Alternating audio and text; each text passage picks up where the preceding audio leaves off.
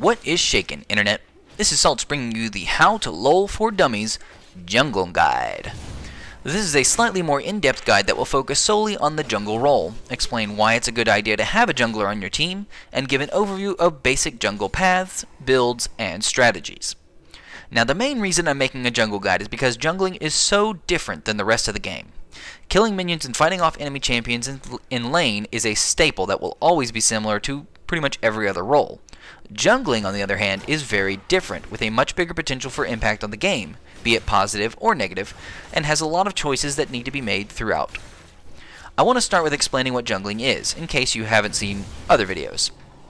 Jungling is a role where one champion kills the jungle minions, or jungle monsters, or which are the NPCs that are stationary in the places between lanes. By killing the jungle camps instead of staying in a lane, what this does is allow 2 solo lanes instead of just 1, which gives your teammates a bigger advantage of gold and EXP because you don't have to split EXP up between 2 people in the same lane. Killing jungle minions gives a very good amount of EXP as long as you can kill them quick enough, and they respawn very quickly as well, so the jungler can literally farm them all day. This gold and EXP advantage can make a huge difference in gold and level and put your team on top. There are risks, however. By leaving a second solo lane, you put more responsibility on them, and if the enemy team doesn't have a jungler, you'll put them in a 2v1 situation.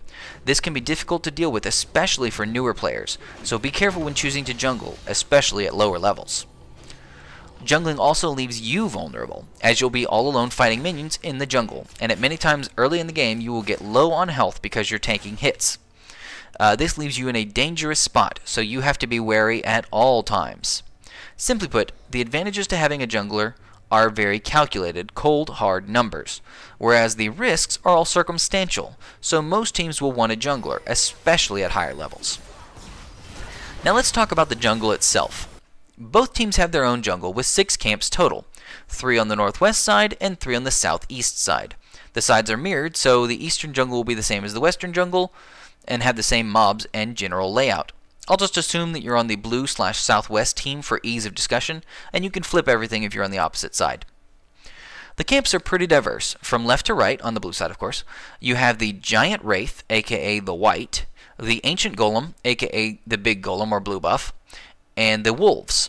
Then, across mid lane, you have the Small Wraiths, the Elder Lizard or Red buff, and Small Golems, or sometimes just called Golems. These are what we can call the primary jungle, and discuss in just a moment. There are 2 more jungle markers that are extremely important, both off the river in the middle of the map. On the south side of the southern river is the Dragon. This is a much stronger enemy that spawns later in the game and normally requires more than one champion to take down. It does much more damage than normal monsters, but also gives a gold reward to your entire team. Now the final monster is on the north side of the northern river, Baron Nashor. Baron deals a lot of damage and almost certainly requires your whole team to take down, but he will give your whole team gold and a beneficial buff that helps your team out if you manage to take him down. More on these super monsters later. Now back to the primary jungle. Let's first talk about the very important blue and red buffs. The Ancient Golem and the Elder Lizard camps are both very important, as killing the large monster at these camps will give the person who last hit it a buff. These camps are also slightly harder than the other camps in the primary jungle, but can still be soloed by many junglers even at level 1. Killing the Ancient Golem gives you the blue buff, which gives your champion bonus resource regeneration and cooldown reduction, which allows you to spam your abilities more frequently and get your mana or energy back faster. This buff is very beneficial to most junglers early, as it allows you to use your abilities to kill jungle camps that much faster. Now killing the Elder Lizard gives you the red buff, which adds a slow effect and a damage over time effect to your basic attacks. This will help when you are trying to ambush enemies or gank enemies, letting you do bonus damage and slow down their escape. These big buff camps will spawn exactly 1 minute and 55 seconds into the match, or 25 seconds after the minions spawn. They are the first minions to spawn and will be the starting point for most junglers, if not all. The other 4 camps in the primary jungle all spawn 10 seconds later, at 2 minutes and 5 seconds after the match begins. Let's briefly cover the other minion camps. So the large Wraith is all alone and does ranged attacks. He has mediocre defense and mediocre attack. The wolves are one of the weakest camps, with a large wolf and 2 small wolves accompanying him. They have mediocre attack and pretty weak defenses. The wraiths are similar to the wolves, with 1 large one and 3 small ones together. They are slightly more dangerous than the wolves, but the small ones are extremely easy to kill. The golems, or small golems, are quite tough, defense-wise, but they do mediocre damage. There is a big golem here along with a little golem. Now, none of the small monsters give any kind of buffs or anything special besides EXP and gold. Since they spawn 10 seconds after the big buff monsters, they generally will be the second place junglers go after killing one of the main camps. Now that you have an idea of the primary jungle, let's start talking about your champion. Junglers are generally tankier champions because they have to take some hits from jungle monsters while killing them. Most good junglers also have some form of sustain, meaning that they always have ways to heal themselves to stay in the jungle and out in the field longer. When choosing a jungling champ, you have to understand the job of a jungler. Junglers have 3 primary functions in a game: farming, ganking, and defending. Farming is the easy part, deciding on a jungle path, killing jungle camps, keeping the gold and EXP coming in. Ganking is when you venture out of the jungle and try to kill or weaken an enemy champion. Defending is when you go to help a teammate that needs to go back to base. All of these jobs are important, and you need to be prepared for them at any moment. Now first, let's discuss farming in a bit more detail. Now that you're familiar with the jungle camps, let's discuss strategy. Almost all junglers should bring the Smite Summoner spell. Now before you say anything, yes, many junglers can jungle effectively without Smite, so it seems a bit unnecessary, but it is a very important spell to bring. Smite will allow you to speed through the jungle that much more quickly, allowing you to get to ganking quickly too. Smite will also allow you to secure buff minions, hitting it with Smite doing a ton of damage to it instead of having to auto attack it down, lessening the chance for enemies to steal it, of course. And finally, the enemy jungler will almost certainly have Smite, which means in the late stages of the game they will be able to steal the major objectives like Baron Nashor and Dragon from you from a distance without even having a chance without Smite. Bringing Smite is always a good decision. Now, picking a starting point and path is also pretty important for you. Most junglers will start at the Ancient Golem or blue buff and get the buff to spam their skills. From there, they'll move down the map towards red.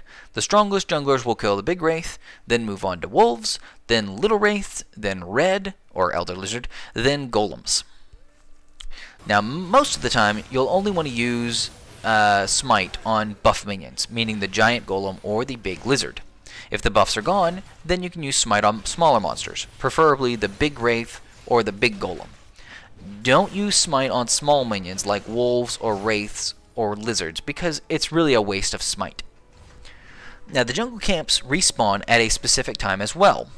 All the little camps will respawn 50 seconds after the last enemy dies in the camp, while the big camps, the buff monsters, will respawn 5 minutes after the last enemy dies. That last enemy part is very important. If you kill 3 of the 4 wraiths and leave, that one wraith will stay there all alone until someone kills him. The other wraiths will not respawn until 50 seconds after that last 4th wraith is killed. A different path for some junglers is to actually start at red, or the elder lizard. This is generally for junglers that don't need mana or the ability to spam their skills.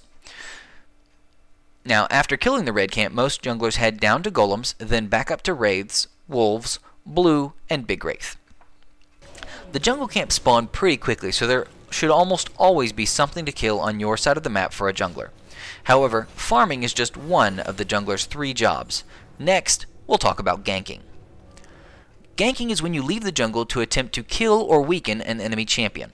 Let me be clear on this. You do not have to get a kill for a successful gank, but it is the best outcome.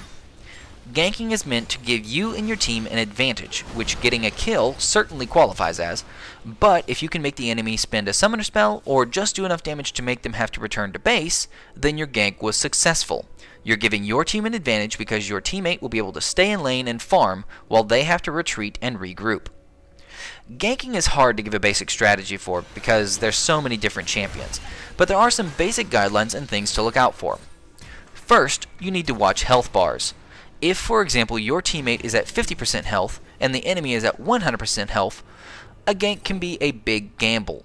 Jumping a max health enemy when your teammate is low can easily swing into their favor, as they might be able to burst down your ally that goes aggressive, and then it's a 1v1, with the enemy possibly being higher level or even higher health than you.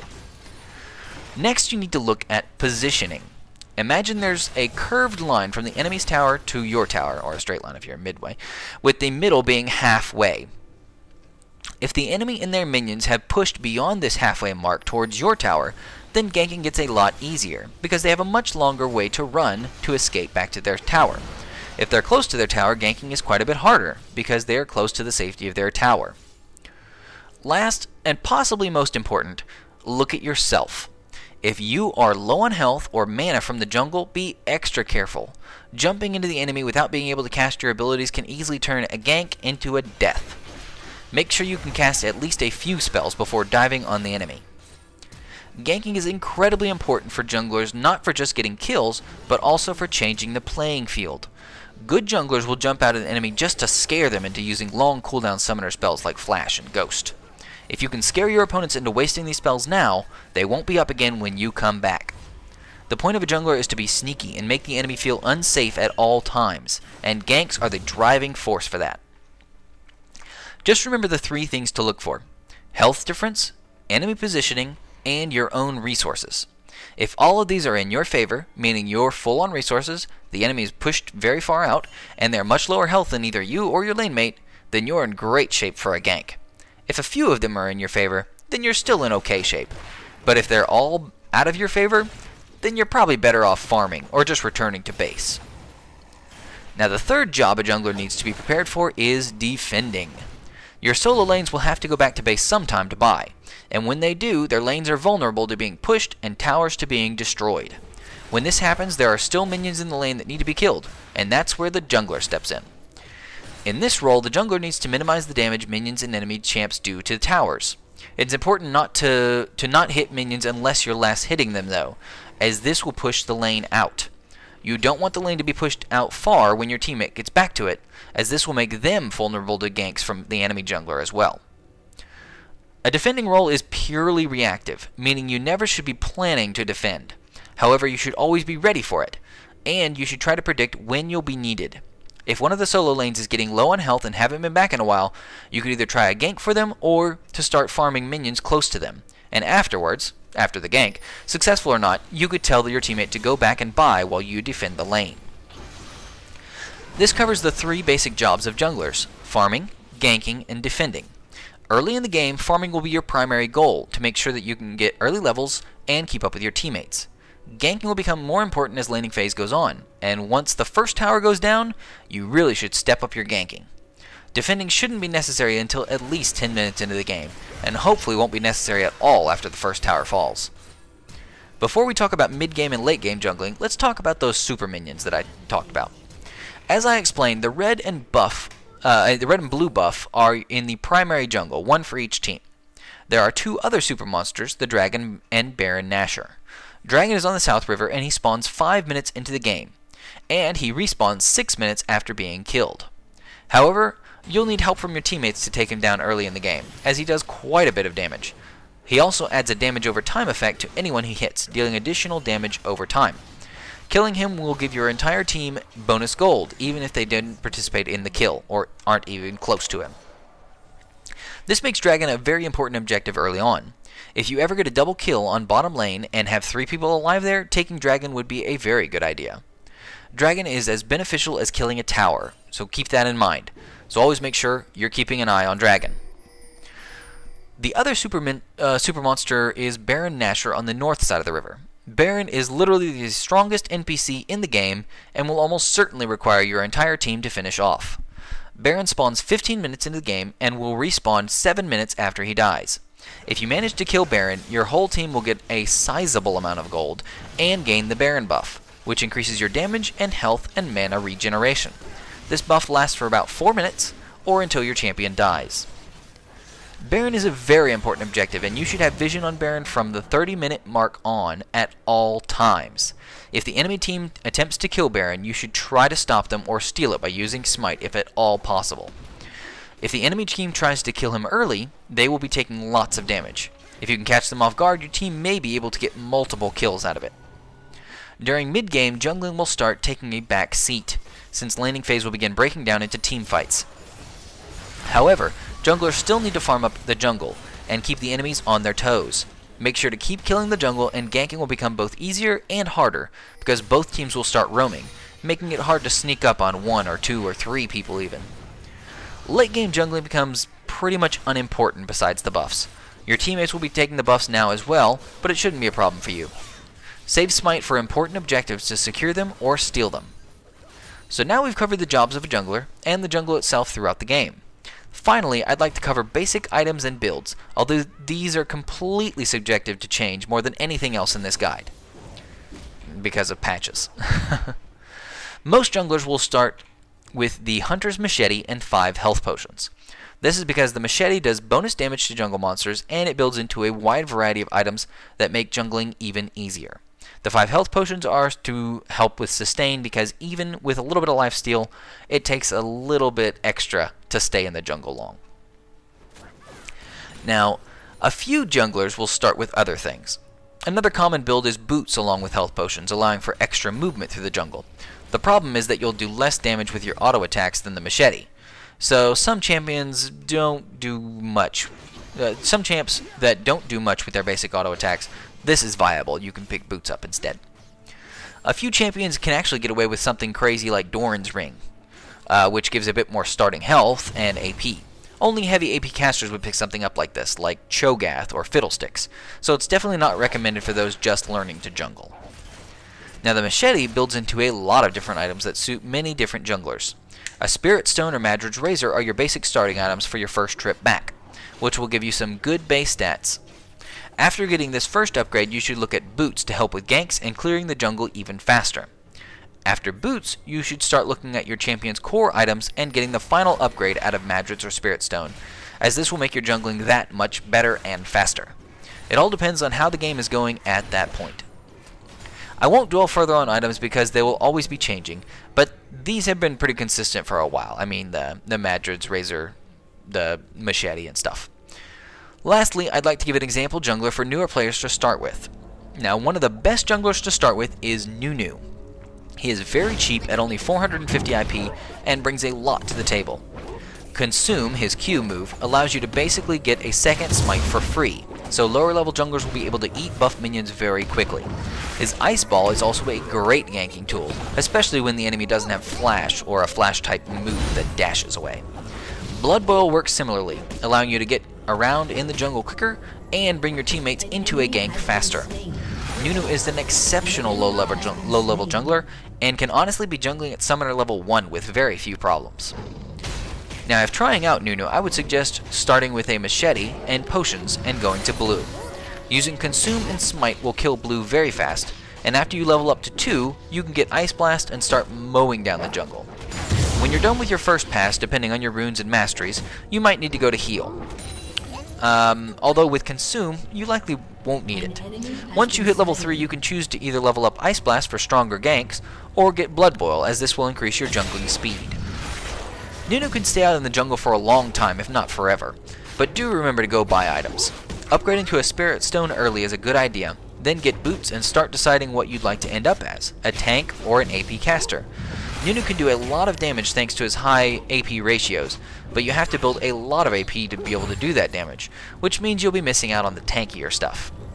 If you build him as a tank, he can still do damage, just not as much, but you'll be able to survive a lot longer. Pick what your team needs and go for it. To wrap everything up, jungling is a vital role for the team and can easily affect the game both positively and negatively in a big way. This shouldn't scare you though, as jungling is not any harder or easier than laning, it's just different. Try jungling against bots to get the basic idea down in a safe environment because they will never gank you in the jungle, especially early on. When you're comfortable with item builds, paths, and the general stuff, then you can try out real opponents. Just don't be scared of jungling. It's not as hard as some people think, but it is very important. Every League player should at least be partially familiar with how jungling works, if for nothing else but to understand how the enemy jungler is thinking and what they're looking for in a gank. I hope you have enjoyed this quick and easy guide for dummies. Please like, favorite, share, subscribe, all that jazz, and, as always, You keep it salty, Internet.